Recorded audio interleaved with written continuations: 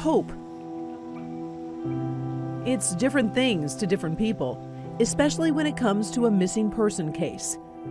Stuff I don't want to know, but I feel like I need to. At one point, the Stislicki family hoped Danielle would be found alive. Now, 4 years later, they hope her remains can be found.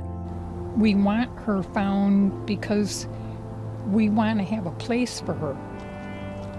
We don't want her to be out there like somebody's garbage or something. She deserves a resting place. Carol Stislicki is Danielle's grandmother. She was adventurous.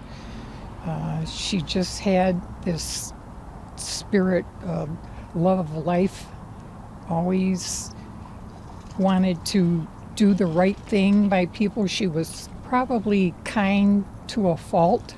She doesn't want anyone to forget about her granddaughter, so she's speaking up about the mystery surrounding Danny's disappearance. I think I knew from the beginning that she wasn't going to be found the way we wanted, that something horrible had happened to her. Hard to believe it was Friday, December 2nd of 2016, when Danielle walked out of her office at the MetLife building on Telegraph in Southfield, never to be seen again. 28-year-old Danielle Stislicki has been missing now for 5 days. Days would turn into weeks. I feel that she didn't just walk away. 3 weeks after Danny went missing, police announced she was the victim of a crime, reminding everyone what she was wearing when she was last seen. Days later, this home on Oxford Street in Berkeley was searched, the home of a security guard that worked at Danny's building. His name, Floyd Galloway. Galloway has since been charged with premeditated first-degree murder in the death of Danielle. He awaits trial, as Danny's family and friends still search for answers. What happened when Danny left work that night? Her body has never been found. I drive down the freeway and I look at the side of the road where there's trees and I think about, did someone look there? Has someone looked there? Did someone walk into those woods and check? Do we know? Rachel Perrell has known Danny since the 5th grade. We both loved art. We were both in an art class together. We both loved, this is an odd one, classic rock. That friendship from childhood continued into adulthood. She loved moving around. She loved being in Detroit. She had a house in Westland, and she had the apartment in Farmington. It was that Farmington Hills apartment Danny was living at when she disappeared.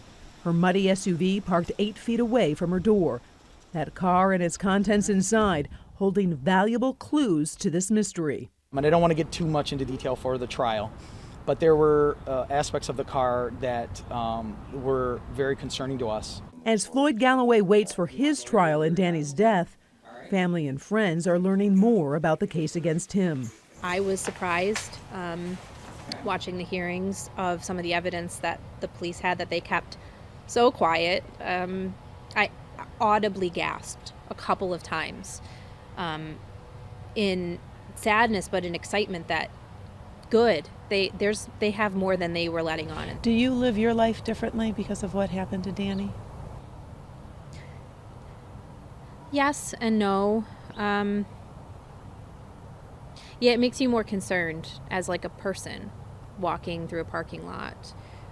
It makes me less trusting.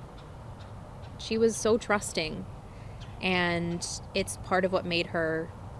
This was Mother's Day, the May before she went missing. Meantime, Danny's mother, Ann, clings to hope and this locket. It says, I love you forever. I love you for always. Yep. As long as I'm living. Hope. It's different things to different people.